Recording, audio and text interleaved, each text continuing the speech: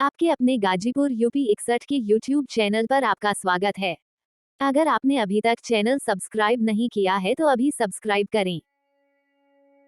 साहब सतनाम भीखा साहब बुढ़कुड़ा गाजीपुर का ऐसा गांव जहां सतनामी मठ है जिसे सिद्धपीठ भी कहते हैं।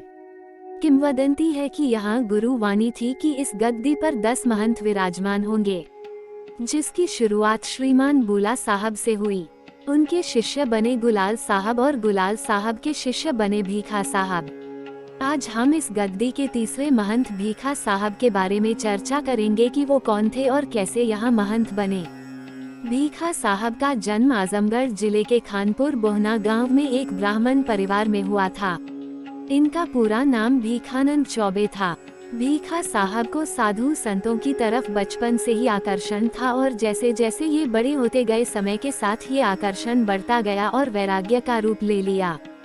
फिर क्या घर वालों ने उनकी इस वैराग्य को दूर करने के लिए विवाह बंधन में बांधना चाहा और 11 वर्ष पूर्ण होते ही इनका विवाह सुनिश्चित किया।